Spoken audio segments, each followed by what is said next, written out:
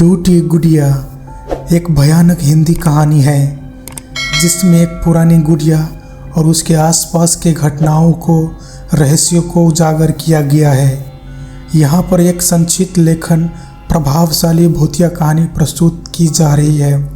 नमस्कार दोस्तों, मैं हूँ संजय और हमारे चैनल में आपका स्वागत है। दोस्तों, हमें कमेंट में बताएं कि हमारी कहानी आप कहाँ से देख रही है। तो चलिए बिना किसी देरी की वीडियो शुरू करते हैं। सोनिया एक छोटी सी गांव में रहती थी। उसकी छोटी सी दुनिया में एक पुरानी गुड़िया थी जो उसकी दादी की थी। यह गुड़िया बहुत ही पुराना और जर्जर हो चुकी थी, लेकिन सोनिया की दादी ने हमेशा उसे संभाल कर रखा था। दादी का कहना था कि गुड़िया में एक आत्मा बसी हुई है, लेकिन सोनिया ने इसे सिर्फ एक कहानी माना लिया था। एक दिन सोनिया की दादी का निधन हो गया। गुड़िया अब सोनिया के पास ही थी और उसने इसे अपने कमरे में रख लिया था। रात को सोनिया को अजीब अजीब आवाज़ सुनाई देने लगी।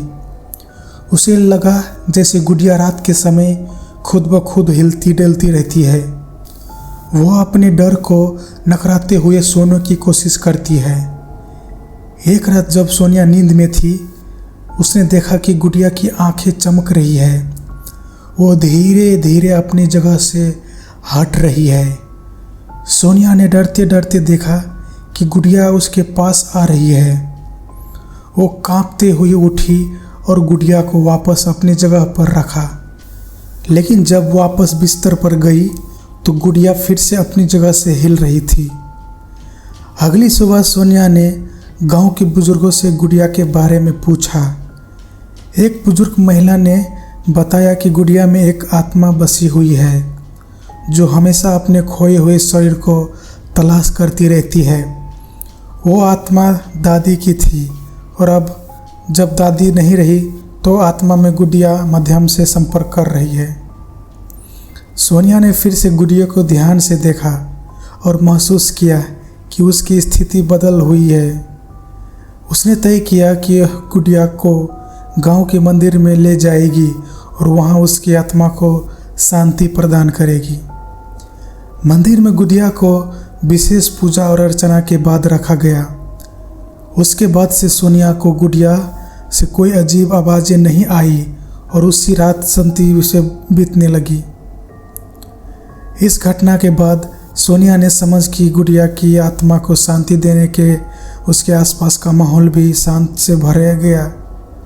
वो गुड़िया की यादों को सम्मानपूर्वक याद करती रही, लेकिन अब उसकी रातें भयानक नहीं बल्कि शांतिपूर्वक हो गई थी। सोनिया के लिए मंदिर में पूजा के बाद सब कुछ सामान्य लगने लगा था। गुड़िया की आत्मा को शांति मिल गई थी और अब सोनिया के सपनों में भी अजीब आवाज़ें आना बंद हो गई थी। लेकिन कुछ महीनों बाद सोनिया को महसूस हुआ कि उसके घर में कुछ अनहोनी होने वाली है। एक रात सोनिया को अपने घर में अचानक अजीब सी ठंडक का एहसास हुआ। वो उठकर देखती है कि कमरे की रोशनी बुझ गई है और घर में गहरा सन्नाटा छा गया है। जैसे ही वो बत्ती जलाने के लिए उठती है, उसे लगता है कि किसी ने उसके कमरे का दरवाज़ा धीरे से बंद कर दिया है। सोनिया के दिल में धड़कन तेज हो जाती है। वो हिम्मत जुटाकर दरवाज़ा खोलती है, लेकिन कमरे के बाहर कुछ भी नज़र नहीं आता है। अगली सुबह सोनिया ने देखा कि उसके कमरे के कोने में कुछ गहरे निशान बने हुए थे। उसने सोचा कि शायद गुड़िया से जुड़ी हुई कोई पुरानी बात हो सकती है, लेकिन उसने इसे नज़रअंदाज कर दिया। धीरे धीरे ये घटनाएं और भी अजीब होने लगी। घर में वस्तुएं बिना किसी कारण गिरने लगी रही थी और रात के भयानक सपने आने लगे।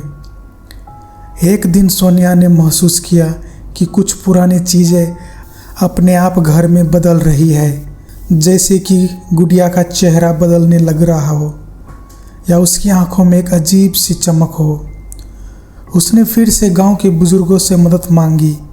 एक बुजुर्ग तांत्रिक ने बताया कि जब आत्मा शांति नहीं पाती तो कभी कभी वह और भी भयानक रूप ले लेती है। सोनिया ने बुजुर्ग के कहे अनुसार गुड़िया की पूजा और हवन करने का निर्णय लिया। एक बड़े हवन का आयोजन किया गया जिसमें गांव के सभी लोग शामिल हुए। हवन के दौरान सभी ने मिलकर गुड़िया की आत्मा को पूरी तरह से शांति प्रदान करने का निर्णय प्रथा किया। हवन के बाद सोनिया ने महसूस किया कि घर की सारी नकारात्मक ऊर्जा चली गई है। गुड़िया के एक बार फिर से मंदिर में ले जाकर वहाँ के पुजारी को दिखाया गया, जिन्होंने उसे स्वीकार कर लिया और उसका सम्मान पूर्वक रखवा दिया। अब सोनिया के घर में शांति वापस लौट आई थी। गुड़िया की घटनाओं के बाद सोनिया ने आत्मा की शांति और धार्मिक महत्व को समझा। उसने अपने घर में और गांव में एक नई शुरुआत की, जहां हर कोई मानसिक शांति और सुरक्षा महसूस कर सकता था। सोनिया की कहानी और गुड़िया की आत्मा की यात्रा अब एक सबक बन गई कि हर आत्मा को शांति ज़रूरत होती है और उसे उचित सम्मान देने से जीवन की कठिनाइयों को समझा जा सकता है।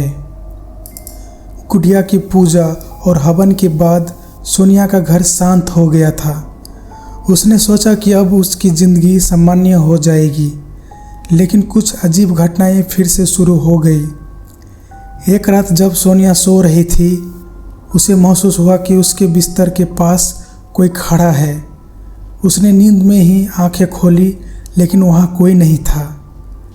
अगले दिन उसकी आंखें नीची और थकी थी, मानो वो पूरी रात जागती रही हो। सोनिया ने इस घटनाओं को समझने के लिए गांव के सभी ज्ञानी तांत्रिक को संपर्क किया। तांत्रिक ने घर के आकर निरीक्षण किया और बताया कि गुड़िया की आत्मा को शांति देने का बावजूद घर के भीतर एक अन्य आत्मा भी बसी हुई है। यह आत्मा किसी के खून से जुड़ी हो सकती है या एक पुराना भूत हो सकता है जो अब भी घर में विचरण कर रहा है। सोनिया ने तांत्रिक की सलाह मानी और घर की पूरी सफाई और नवीकरण शुरू कर दिया। उसने घर में ही हर कोने की गहराई से सफाई करवाई और पुराने सामान को बाहर फेंक दिया। इसी दौरान सोनिया के घर के पिछवाड़े में एक पुराना संदूक पाया, जिसमें कुछ पुरानी चिट्ठियाँ और एक तस्वीर थी। तस्वीर में एक महिला और एक बच्चे की छवि थी और चिट्ठियाँ किसी त्रासी की बयां कर रही थी। पढ़ते पढ़ते सोनिया ने पता लगाया कि यह महिला और बच्चा पहले के मालिक थे, जिन्होंने आत्महत्या की थी। उनकी आत्मा इस घर में बसी हुई थी और उन्हें शांति नहीं मिली थी। सोनिया ने तय किया कि वह इन आत्माओं को शांति देने के लिए उचित धार्मिक अनुष्ठान करेगी। एक रात सोनिया ने सभी सामग्री के साथ एक विशेष पूजा आयोजित किया। तांत्रिक की मदद से पूजा के दौरान उन्होंने उन आत्माओं को शांति देने के लिए प्रार्थना की और घर के हर कोने को प्रवृत्त किया। पूजा के दौरान सोनिया ने महसूस किया कि घर की वो हवा हल्की और शीतल हो गई है। यह संकेत था कि आत्माएं अब शांति के विश्राम कर रही थी। पूजा के बाद सोनिया की जीवन सामान्य हो गया। घर में कोई अजीब घटनाएं नहीं हुई और वह शांति और सुकून महसूस करने लगी। गांव वालों ने भी सोनिया की हिम्मत और संपूर्ण की सराहना की और उसने अपने अनुभवों से यह सीखा कि आत्माओं को शांति देने के लिए सच्ची श्रद्धा और सम्मान की ज़रूरत होती है। सोनिया ने गुड़िया को एक सुरक्षित स्थान पर रखा जहां वो कभी भी परेशान नहीं होगी। उसने अपने अनुभव को गांव वाले से साथ समझा किया और उन्होंने समझाया कि आत्मा की शांति की प्रक्रिया में कितनी धैर्य और विश्वास जरूरी होती है। सोनिया के घर में शांति लौट आई थी और उसका जीवन धीरे धीरे सामान्य हो गया था। लेकिन कुछ महीनों बाद गांव में एक नई घटना से सभी को चौंका दिया। एक पुराने मकान में जो अब भी अज्ञात था, वहाँ अजीब अजीब घटनाएं होने लगी। लोग कहते थे कि वहाँ रात के समय अजीब सी आवाज़ें आती है और कभी कभी वहाँ से एक महिला की चीखें सुनाई देती है।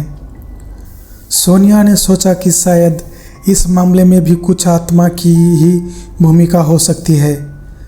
उसने अपने पुराने अनुभव और तांत्रिक की सलाह से मदद लेने का निर्णय किया।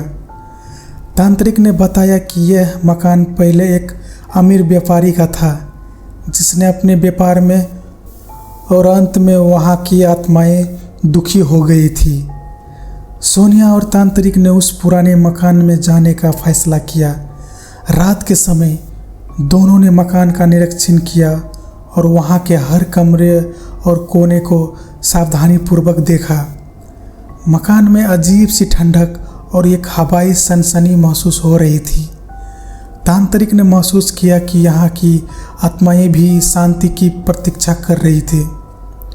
तांत्रिक ने सोनिया को बताया कि मकान में एक विशेष कमरे में एक पुराना संदूक छुपा हुआ है।